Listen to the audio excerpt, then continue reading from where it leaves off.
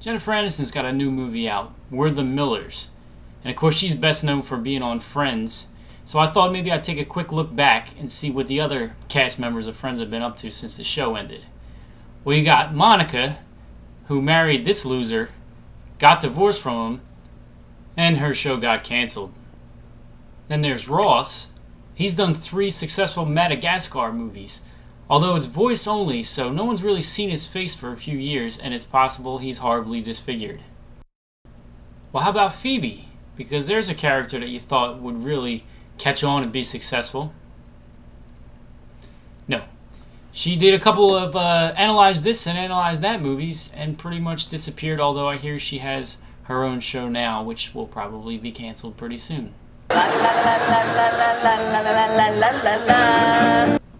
Joey has wrecked 2 shows, including one where he plays himself. Nowhere to go from there.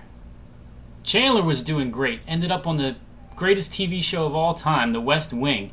A few episodes there, and he followed that appearance up with performances in drug and alcohol rehab. So Jennifer Aniston can't be doing any worse. Things have got to be looking up for her. I mean, after she had a thing with Angelina Jolie's husband, she did some really, really awful movies. But things are looking up because she's following up her role as a slutty dentist with a drug-smuggling stripper performance. Could their careers be any worse?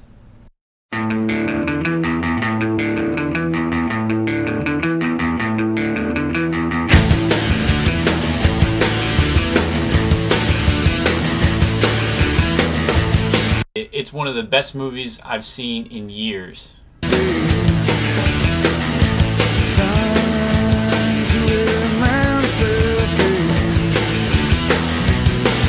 And it's quite possibly this movie that made me sick.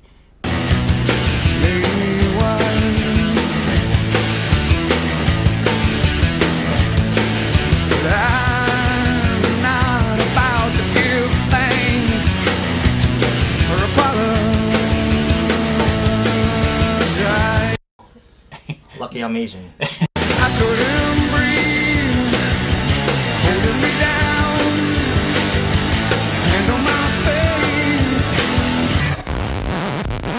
Hey! You ruined my record, man! I just bought it! And here we go. That's right, my show's back.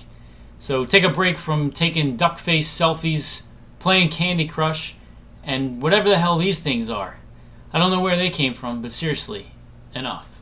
Really. Today I'm going to be looking at We're the Millers, new comedy starring Jason Sudeikis, fresh off of his exit of Saturday Night Live. Yeah, he's the guy dating Olivia Wilde. I don't really see it either. Anyway, he's a drug dealer, and he works for Ed Helms. I lost the tooth! I married a whore! He ends up owing him a lot of money, so in order to square the debt, he's got to go down to Mexico and pick up a shipment of marijuana and bring it back to Ed Helms. So he decides that he'd have an easier time getting through the border if he was traveling with a family. So he recruits Jennifer Aniston, a stripper that lives in his building, Will Poulter, a kid that was abandoned by his mom, who's really shy and awkward, and Emma Roberts, who's a homeless girl that lives outside of his building. And yes, she is Julia Roberts' niece. You work on commission, right?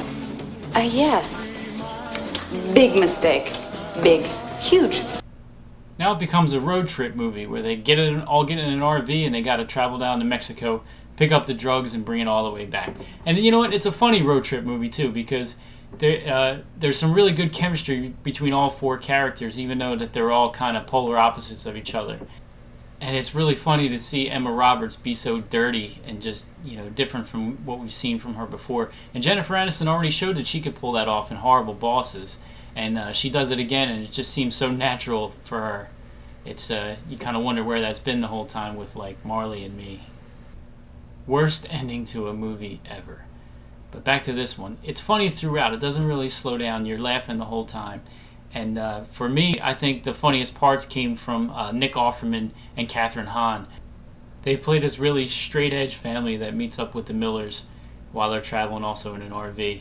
And it turns out that Nick Offerman is a DEA agent, which complicates transporting the drugs even a little more. And they end up kind of stuck with these people. So let's just say a DEA agent and a drug smuggler haven't been this close since... I am the danger. So it's a great summer comedy, and I definitely recommend checking it out. But there were two things that bothered me about it. Jennifer Aniston as a stripper. It just didn't seem necessary, and honestly, I didn't really buy it and see what it did for the story. It just, gave them a chance to market her body at however old she is and still looks good. And the other thing that has bothered me in other movies, and that's portraying drug cartels as complete idiots. Like I said before, they're supposed to be the end-all in crime movies, drugs. You're not supposed to be able to get away from them so easy, and that kind of bothers me in a few movies, this one included. I'm going to go ahead and rate it a 6 out of 10 and recommend that you go see it and say that it is worth your time and money. And something new I want to try with the show is a best and worst list, top 3, bottom 3 of something based on the movie I just reviewed. Now, for this one, I'm going to give you my top 3 and bottom 3 road trip movies. These are just, in my opinion, my favorites. And I'll start with the bottom 3. Number 3, worst, Are We There Yet? Oh, Ice Cube, after Boys in the Hood and Friday, we had so much hope for you. Number 2, worst, Crossroads, Britney Spears. I think that one pretty much speaks for itself. And my number 1 least favorite road trip movie. Everyone knows the worst actor in the world is Clint Eastwood, but a close second has got to be Robin Williams, and he comes in at number 1 with RV. Just a total piss box of a movie. It was a little tougher coming up with my 3 favorite road trip movies because there were a lot that I like. But here goes. Number 3, I went with Planes, Trains, and Automobiles, Steve Martin and John Candy. Coming in at a close second, Clark W. Griswold on his quest to see a moose at Wally World, National Lampoon's Vacation. And my number 1 all-time favorite road trip movie, Little Miss Sunshine. If you haven't seen it yet, Redbox, Netflix, On Demand, whatever it is people do to watch movies these days, you got to see it. It's just great performances by every single character in it, and you will not be disappointed. I bet for a lot of people this is the first episode they've seen of my show, so I'll tell you a couple things really quick. They're not usually this long, and if you're watching on YouTube, you can just click on my name, and there's 13 other episodes from last season you can watch. Good stuff. I took a long break. I wasn't sure if I was going to come back, but I won't even mention how many different people contacted me and asked me if I was going to still do the show. Really?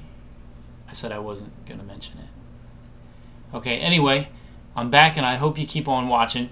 And thanks for watching this one. And don't miss the previews. And like that, he's gone.